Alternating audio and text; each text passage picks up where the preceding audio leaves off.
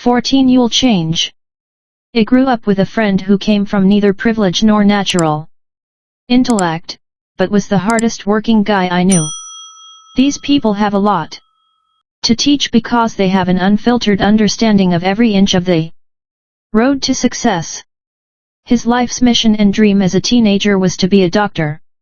To say the odds were stacked against him is being charitable. No reasonable person at the time would consider it a possibility. But he pushed. And a decade older than his classmates, he eventually became a doctor. How much fulfillment comes from starting from nothing, bulldozing your way to the top of medical school, and achieving one of the most noble professions against all odds? I spoke to him a few years ago. The conversation went like this. Me, long time no talk. How you doy?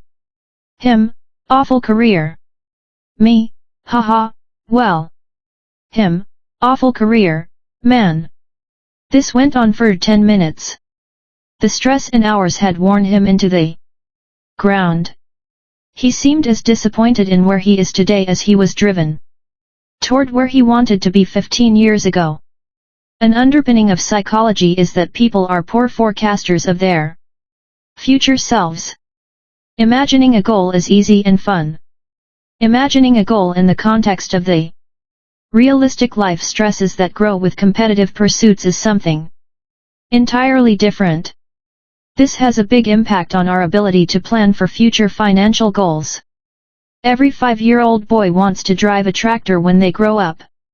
Few jobs look better in the eyes of a young boy whose idea of a good job begins and ends with vroom vroom, beep beep, big tractor, here I come. Then many grow up and realize that driving a tractor maybe isn't the best career. Maybe they want something more prestigious or lucrative. So as a teenager they dream of being a lawyer. Now they think they know. Their plan is set. Law school and its costs, here we come. Then, as a lawyer, they face such long working hours that they rarely see their families. So perhaps they take a lower paying job with flexible hours. Then they realize that childcare is so expensive that it consumes most of their paycheck, and they opt to be a stay-at-home parent. This, they conclude, is finally the right choice. Then, at age 70, they realize that a lifetime of staying home means they're unprepared to afford retirement. Many of us wind through life on a similar trajectory. Only 27% of college grads have a job related to their major, according to the Federal Reserve. 29% of stay-at-home parents have a college degree. Few likely regret their education, of course. But we should acknowledge that a new parent in their 30s may think about life goals in a way their 18-year-old self-making career goals would never imagine. Long-term financial planning is essential. But things change, both the world around you, and your own goals and desires. It is one thing to say, we don't know what the future holds. It's another to admit that you yourself don't know today what you will even want in the future. And the truth is, few of us do. It's hard to make enduring long-term decisions when your view of what you'll want in the future is likely to shift. The end of history illusion is what psychologists call the tendency for people to be keenly aware of how much they've changed in the past, but to underestimate how much their personalities, desires, and goals are likely to change in the future. Harvard psychologist Daniel Gilbert once said, "At every stage of our lives we make decisions that will profoundly influence the lives of the people we're going to become, and then when we become those people, we're not always thrilled with the decisions we made."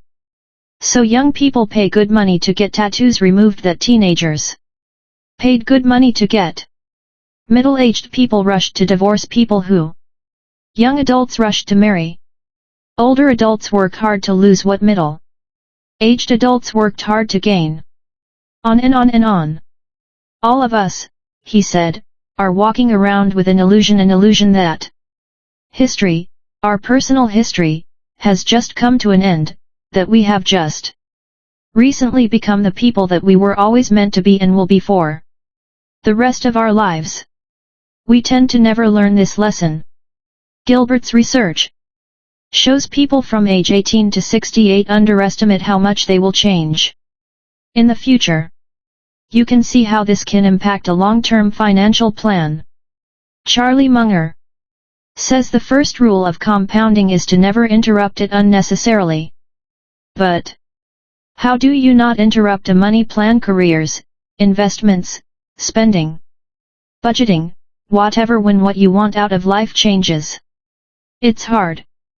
Part of the reason people like Ronald Read, the wealthy janitor we met earlier in the book, and Warren Buffett become so successful is because they kept doing the same thing for decades on end, letting compounding run wild. But many of us evolve so much over a lifetime that we don't want to keep doing the same thing for decades on end, or anything close to it. So, rather than 180-something year lifespan, our money has perhaps 4 distinct 20-year blocks. I know young people who purposefully live austere lives with little income, and they're perfectly happy with it. Then there are those who work their tails off to pay for a life of luxury, and they're perfectly happy with that. Both have risks, the former risks being unprepared to raise a family or fund retirement, the latter risks regret that you spent your youthful and healthy years in a cubicle. There is no easy solution to this problem. Tell a 5-year-old boy he should be a lawyer instead of a tractor driver and he will disagree with every cell in his body. But there are 2 things to keep in mind when making what you think are long-term decisions. We should avoid the extreme ends of financial planning.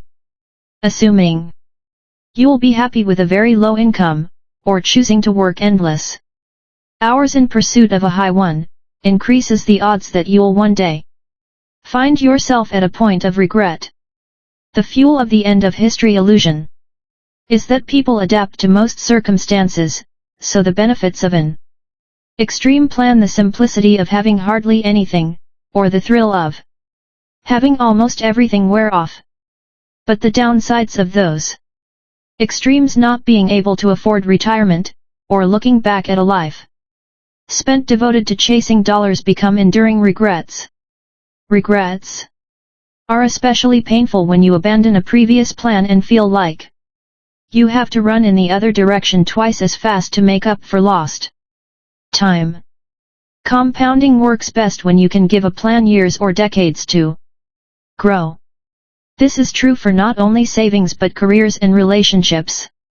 Endurance is key. And when you consider our tendency to change who we are over time, balance at every point in your life becomes a strategy to avoid future regret and encourage endurance. Aiming, at every point in your working life, to have moderate annual savings, moderate free time, no more than a moderate commute, and at least moderate time with your family, increases the odds of being able to stick with a plan and avoid regret than if any one of those things fall to the extreme sides of the spectrum. We should also come to accept the reality of changing our minds. Some of the most miserable workers I've met are people who stay loyal to a career only because it's the field they picked when deciding on a college major at age 18. When you accept the end of history illusion, you realize that the odds of picking a job when you're not old enough to drink that you will still enjoy when you're old enough to qualify for Social Security are low. The trick is to accept the reality of change and move on as soon as possible. Jason Zweig, the Wall Street Journal investment columnist, worked with psychologist Daniel Kahneman on writing Kahneman's book Thinking, Fast and Slow. Zweig once told a story about a personality quirk of Kahneman's that served him well. Nothing amazed me more about Danny than his ability to detonate what we had just done, Zweig wrote.